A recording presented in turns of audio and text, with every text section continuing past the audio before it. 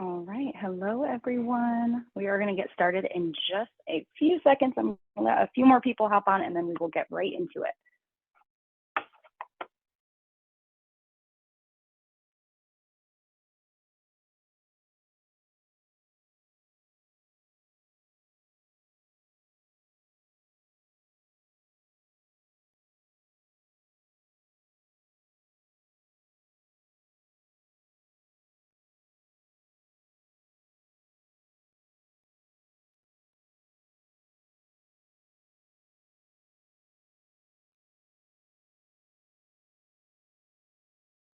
All righty, hopefully you guys can see the presentation. Let me know if you are seeing the wrong screen.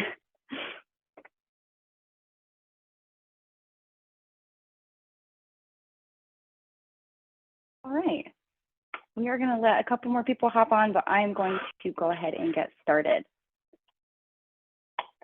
All right, hopefully I got the right screen. Let's kick it off. All right, hello everyone. Thank you so much for joining me today for our workshop on the importance of glute training.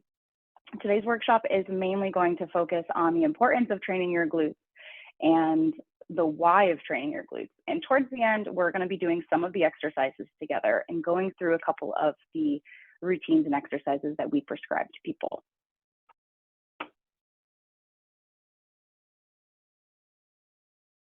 All right, let's change the slide. Sorry guys, my mouse is a little fidgety today. All right, so that's me with brown hair. My name is Alaina Watson. If you didn't already know, I am a senior fitness specialist within Premise Health, and I have been in the fitness industry for a little over 7 years now. When I first started at Premise, I had a bunch of issues with my knees, and it made it pretty unbearable to walk or sit for long periods of time. And I ended up using a lot of the glute training routines that I'm presenting with you today to make my knees a lot better with the help of my team and researching more on what I could do on glute training and implementing it in my own training. I was able to reduce all of the knee pain that I had, and I have been feeling so much better since then and really don't have issues with my knees anymore. Knock on wood. So today I'm going to share with you not only what I learned and implemented to help myself, but also to give a quick overview of why training your glutes is so important. All right, so here's our outline for today. First basic step is, what are the glutes? So the glutes are made up of 3 separate muscles: the glute max, or the glute maximus, the gluteus medius, and the gluteus minimus. The gluteus maximus is the most superficial and the largest muscle of all 3 of the muscles and make up the bulk of the shape and form of your posterior hip area.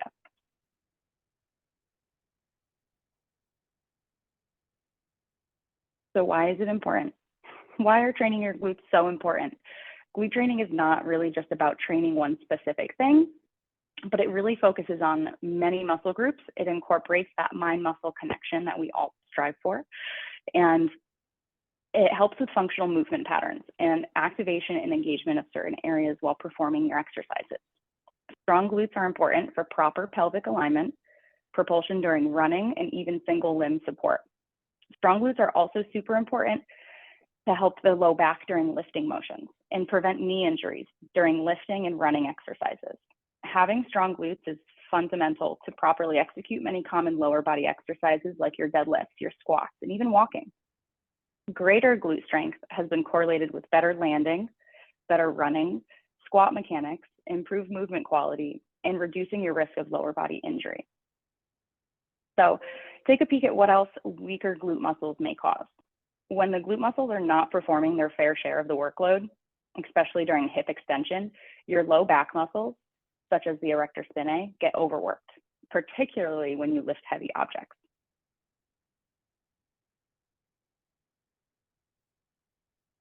Okay, so you may be thinking, okay, I know what the glutes are, but what do they even do?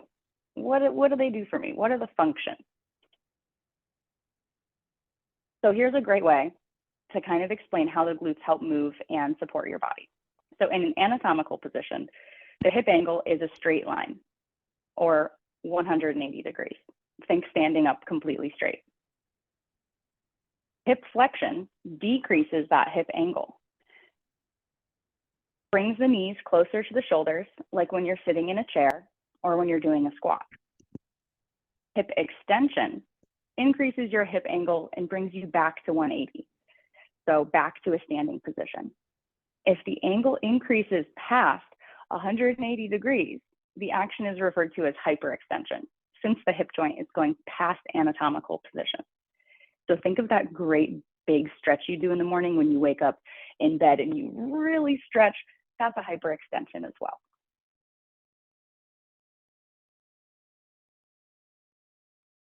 So some of the most common glute issues that we see, I mean, there are a bunch, but some of the most common ones that we tend to see as fitness specialists are things such as anterior pelvic tilt, posterior pelvic tilt, and knee valgus. So common glute issues are basically issues that most people struggle with due to either weak core and glute muscles, you might have really tight hip flexors, or maybe you just don't know the correct movement pattern and you've been practicing them a little bit off for this time. Or maybe it's a combo of all of them. Hip flexor flexibility allows for hip hyperextension and is an absolutely critical component to maximal glute activation. So getting those glutes to work their hardest. Tight hip flexors prevent hip hyperextension and maximal glute activation. These are all signs of having your glutes not working properly. So I love this picture as your pelvis as a bowl of water, because it really kind of helps you see it in your head, where if you have the points of your hips, if your hips are pointing down towards the ground and your back is arched, that's that anterior pelvic tilt. You want to try to stay in neutral and not spill any water out of your bowl. And if you point your hips up and you round your upper back, that's that posterior pelvic tilt. So we want to try to avoid that and keep a neutral spine as often as possible. And for knee valgus, which is another one that most people seem to have with squatting, that's when your knees start to track inwards instead of going out over those toes, which is usually the goal. Okay, so order of exercise progression. So quite a few people ask how they can progress their exercises over time. And while we want to increase difficulty over time, and here's a great example of exercise progression for the glutes and legs. So think you're starting at a squat, you're going to go to your step ups and then lunges and then single leg squats. So things like unilateral movements, so things on one leg versus things on two legs. Staying in one plane of motion versus moving in multiple planes of motion. So in order to progress these, you need to begin with stabilization, making sure your form is correct and you feel good doing the exercise. That's where that mind-muscle connection comes in. Then you move to strength, which is adding more weight to your exercises, adding in those unilateral movements to challenge your stabilization and gain strength and power.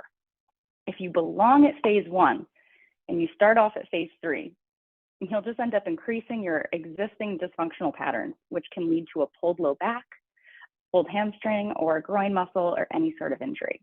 So play it safe by starting in phase 1 and spend 2 or 3 weeks in each phase. Now, most people are going to be in the phase 1 through 3 range.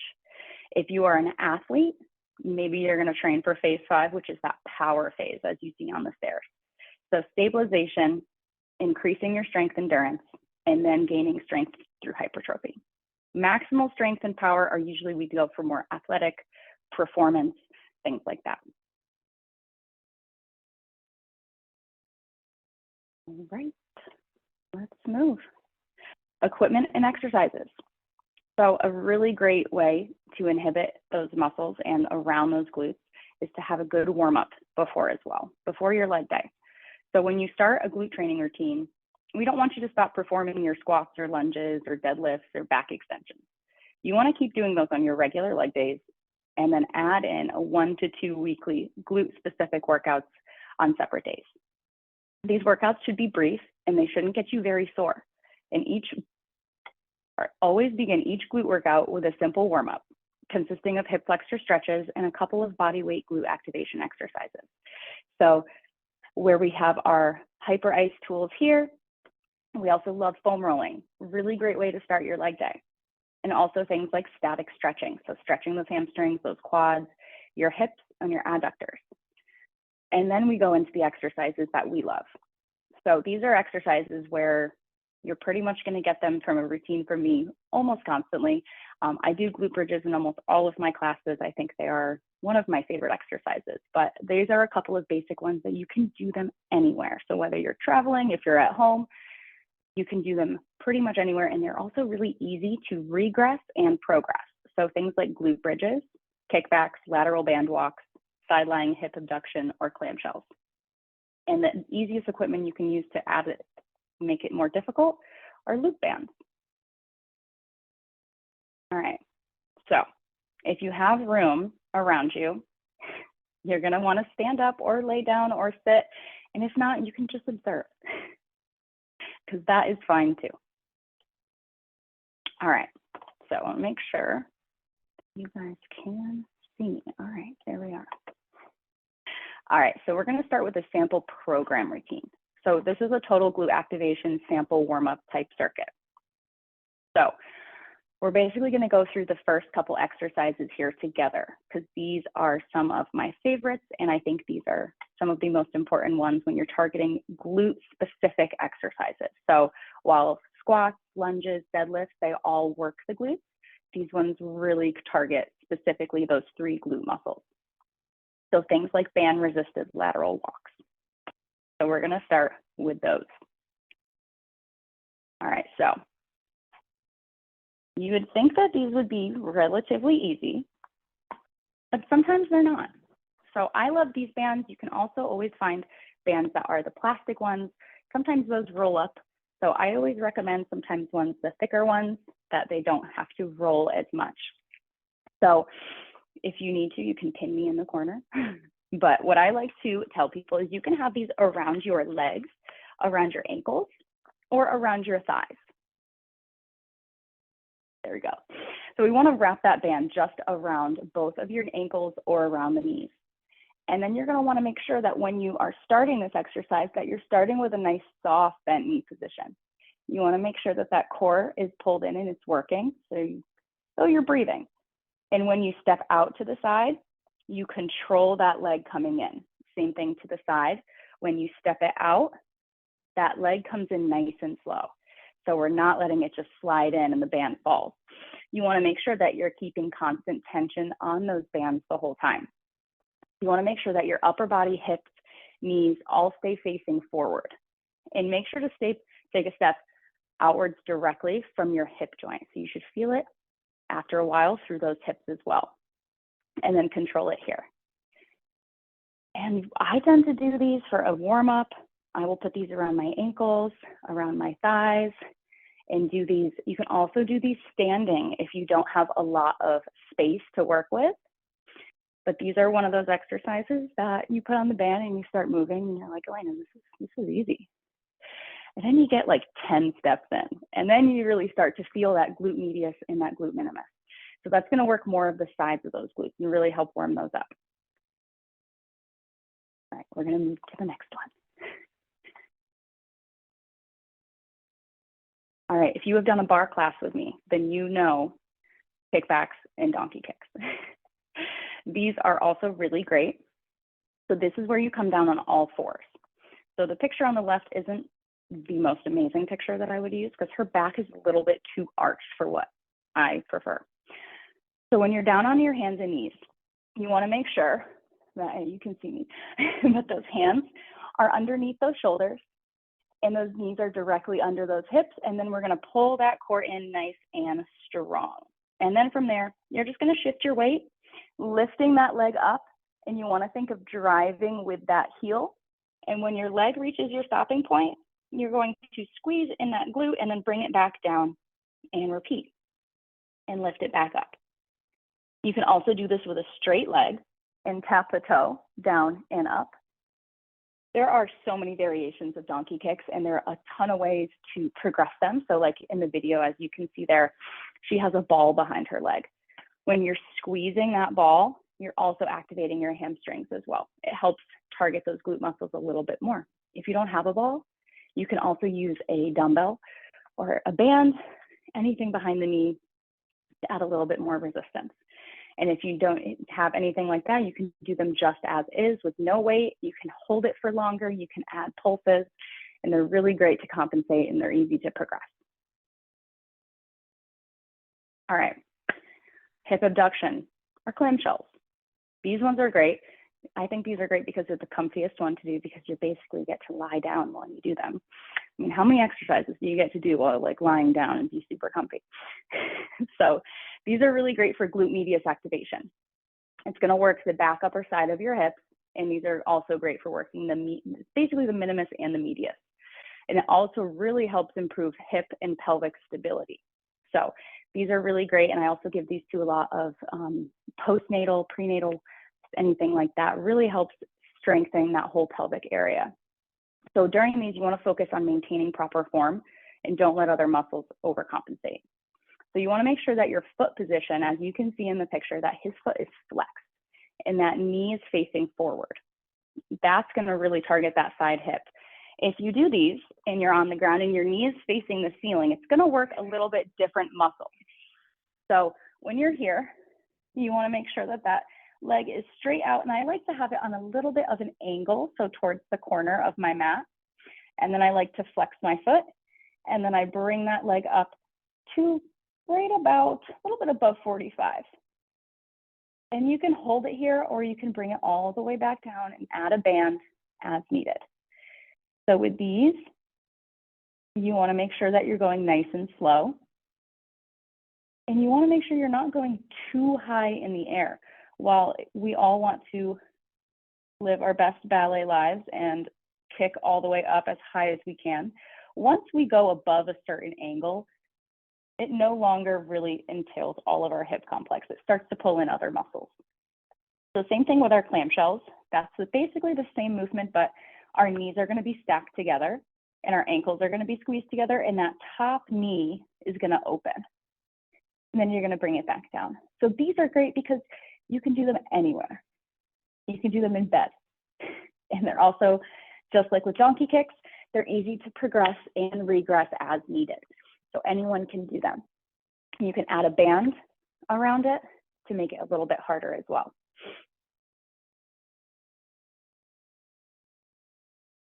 The bridge, the glute bridge, my favorite. So key points for glute bridges. You want to make sure that when you're there, you can have your palms up, you can have your palms down, you can bring your arms out to the side, or you can do your glute bridges with your arms straight out from the chest. There's a bunch of different options for those. I always say the glute bridge is my end-all be-all favorite exercise because it can be done anywhere at any time with no equipment. It can be easily progressed to make these extremely difficult as well. So if you're like, these are so easy, they can get very hard very quickly. So I'm going to show you a couple different progressions that you can do to make these a lot harder, or you can also take them one step at a time, pun intended, and take them a little bit slower. So remember that if you're new to glute training and you just want to practice holding your glute bridge and build stronger core activation while breathing. So there's a couple different options. So the progressions on the left that you see where it says 2 up, 2 down, 2 up, 1 leg, these are a bunch of different options. So I'm going to show you a couple of these because they are great different progressions for your glute bridge. So your 2 up and 2 down is your normal glute bridge. So when you're in your glute bridge position, you want to make sure that that back is flat on the floor.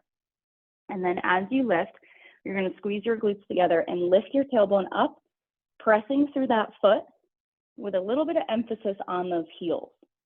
So a little bit of dorsiflexion. So you want to have your whole foot working, but you really want to see that you're pressing through those feet completely. So that's 2 legs up and 2 legs down. So that is 2 up and 2 down. That is a regular glute bridge. From here, we're going to repeat. We're going to bring those hips back up to our starting position. And then there's a 1 leg kick. So we're going to take one of our legs, extend it out straight, and place it back down and lower. So that is another progression from there.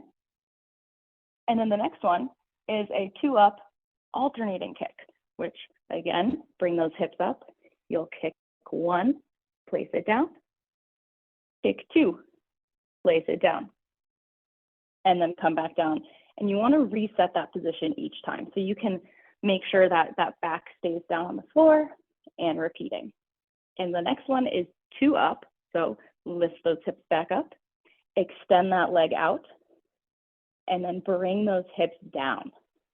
So that is 2 up and 1 down. And then you would repeat that, and you would alternate the leg as you lower.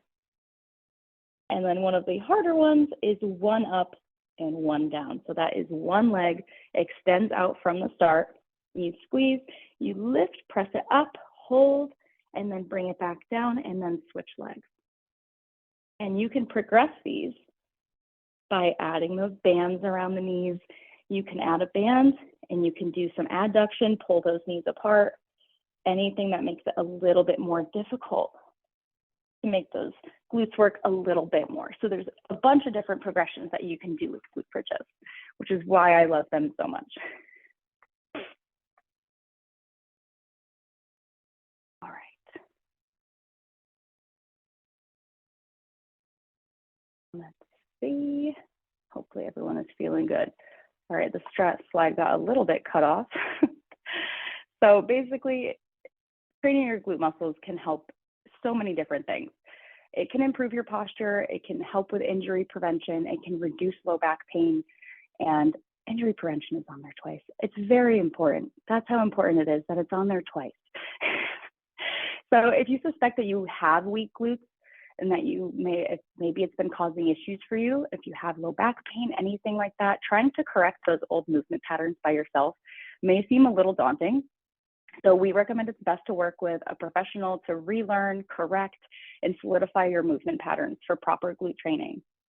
There's so much information out there currently, and exercise science research is constantly changing and evolving every day. There are hundreds of ways to train your glutes, and I mean hundreds. There are hundreds and hundreds of exercises, and it can be a little overwhelming sometimes. So there's a bunch of different ways to do it, and not one size fits all. So not all the same exercises that you see are going to work for everyone. So training your glutes is important for all populations, and not only to improve the physiological aspects of your glutes, but also building muscle for functionality of daily life.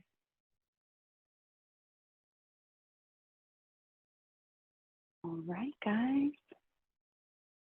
Thank you all so much for joining and taking time to be here with me today. If you would like to meet with a staff member to review your movement patterns and work on adding a glute training routine or just starting out with a new routine, you can schedule an appointment within your fitness portal, but be sure to reach out to either me if you have questions, my email is listed, or set up an appointment with someone from your Premise Health Fitness team. And thank you so much for joining, and I hope you all have a wonderful rest of your day. Thanks, guys.